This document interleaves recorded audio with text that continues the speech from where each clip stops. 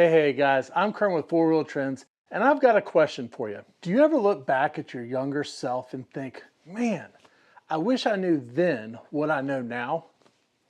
That's exactly how I feel about collecting cars. When I first started, I made mistakes. Some were small and some cost me way too much money.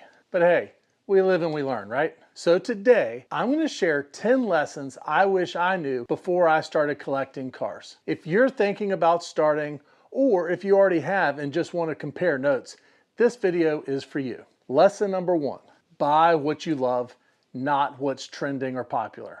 I mostly collect 90s and early 2000s vehicles because that's what I grew up dreaming about. The posters on my wall, all were from that era, a few 80s, but mostly 90s and 2000s. Every generation has their thing. Our parents had muscle cars, but for me, it's performance cars and off-road legends from the 80s, 90s, and 2000s. And that's the key. You've got to buy what you love. Don't chase trends or potential profits. Guys, I learned this the hard way. My first classic Jeep flip went great. I made a decent profit and it gave me the confidence to do it again. But after working on a few Jeeps, I made a mistake. Almost a big mistake. I bought one purely to flip, not because I loved it.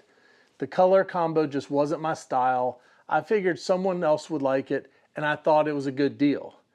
Well, the problem, I wasn't excited about it. And when you're not passionate about a project, you drag your feet. We all do it. What should have been a quick flip, a quick turnaround, stretched into over a year. I was so mad at myself. By the time I finally sold it, I realized something important. I only buy cars that I'd be okay getting stuck with. You see, markets change, timelines shift, and if I don't genuinely like a car, I don't want to be left regretting the purchase, and I don't think you do either.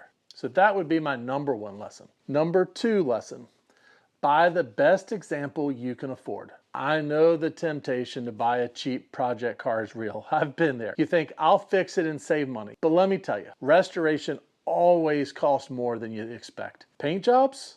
Stupid expensive. Engine rebuilds? That's your whole budget. Electrical problems? Might just want to walk away. If you're new to collecting, buy the cleanest version you can possibly afford. There's still going to be problems, but you'll spend less time wrenching and more time driving. Lesson number 3, parts availability can make or break your ownership experience. Some 90s and early 2000s cars have amazing aftermarket support. Think like Jeep Wranglers. There are parts everywhere for those. Hondas, BMWs, Toyotas, Chevy trucks usually. Others, not so much. These classic 90s and 80s Wagoneers that may not be in the picture here, their parts are harder to find. You gotta go to a lot of forums, do a lot of trading to get those parts. And yeah, you're gonna pay up for it. Other vehicles, if you ever tried finding an OEM dashboard for a Mitsubishi 3000 GT or a replacement tail light for something like a Mazda RX-7, you're either paying insane prices or you're gonna be digging through eBay for months.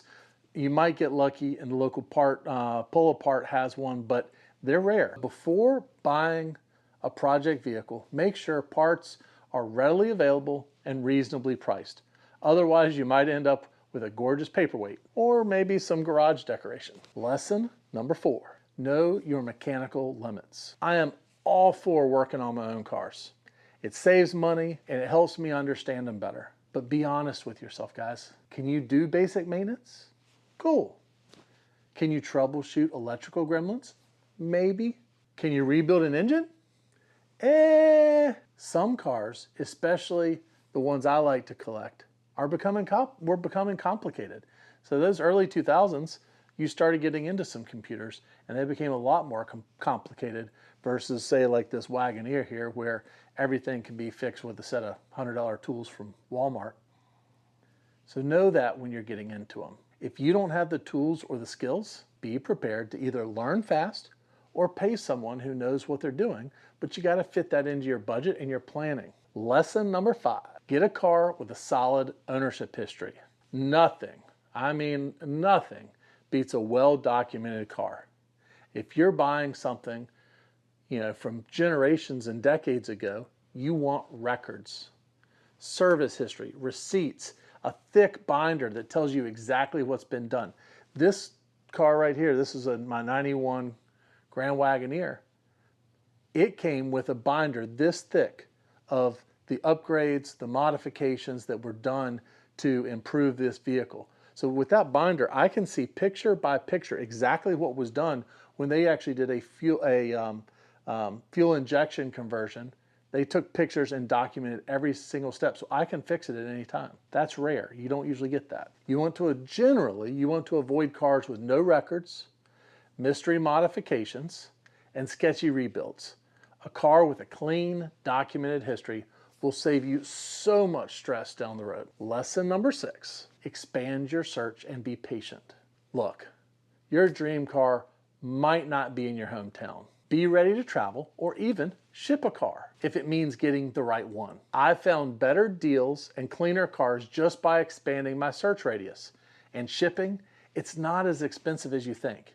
If it means avoiding rust or a hacked up engine bay, it is worth every penny to expand your horizons. Perfect example. So my 93 Jeep Wrangler Sahara. I had one in high school and college. I absolutely loved that Jeep, still do. But when the time came to buy my wife's wedding ring, I made the tough call to sell it. No regrets, I still have my wife after all, but deep down, I always knew I wanted another one just like it. But you see, here's the thing. It took me 5 years of searching, but I finally found one, and it was nearly perfect. It was a 93 Wrangler out in Idaho. I'm in North Carolina with only 50,000 miles on it. I didn't hesitate. I bought it and had it shipped all the way to North Carolina. It was great. Ever since, I've been working to restore it back to exactly how I had it in high school, bringing back all those memories one upgrade at a time, only with a whole lot less miles than the one I sold. Lesson number 7. Community support is a game changer. One of the best parts of collecting old cars is the enthusiastic communities that surround them. Whether it's a local car club, an online forum, or a Facebook group, there's always someone out there who knows the best repair tricks, maybe has spare parts. I've got an entire rack full of old Jeep parts. And they'll talk cars for hours on end. Being part of a community makes ownership so much easier and way more fun. When it comes to learning about these cars, you have 3 options to go about gaining your knowledge and expertise. You can buy expertise, which means paying a mechanic to do the work. You can borrow expertise. That means learn from experienced friends in a car club and online communities. And third, you can earn expertise. It's the hardest and most expensive, but you go through the trial and error of figuring it out yourself. I've done all 3, and it's the only way to learn. The fastest and least expensive way to gain knowledge, though, is to borrow it. Make friends in your local car clubs and community. Listen to people who have been there and done that. They can help you avoid costly mistakes, teach you the best fixes, and maybe even hook you up with hard-to-find parts or resources. Trust me, being part of a community isn't just helpful, it's one of the best parts of car collecting.